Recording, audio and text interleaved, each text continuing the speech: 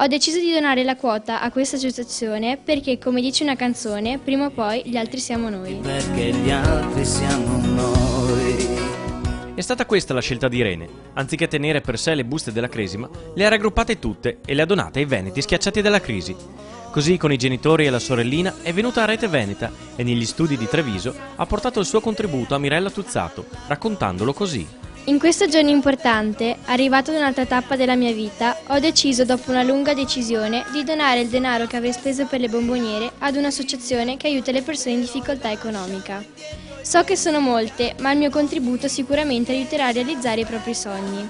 Un gesto che racconta una famiglia, la sua solidarietà quotidiana in piccoli e grandi servizi agli altri, come allestire la festa per una prima comunione per una famiglia che non può permettersi il banchetto al ristorante. E organizziamo la prima comunione di un bimbo. Che è in difficoltà questa famiglia. Sì, in questo momento stanno passando un momento un po' particolare e allora noi come amici cerchiamo di rendere questa festa speciale e aiutandoli, insomma.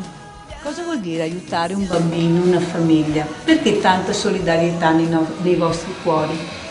Noi siamo sempre stati abituati anche dai nostri genitori, dunque non ci viene difficile, c'è una cosa automatica a farlo per tutti. Una famiglia, una storia, potremmo definirlo anche un capitolo di quel libro che quotidianamente scrivono Mirella Tuzzato, i volontari del Banco Solidale, ma soprattutto i veneti schiacciati dalla crisi. Grazie a questi genitori che hanno cresciuto Irene e sua sorellina Linda.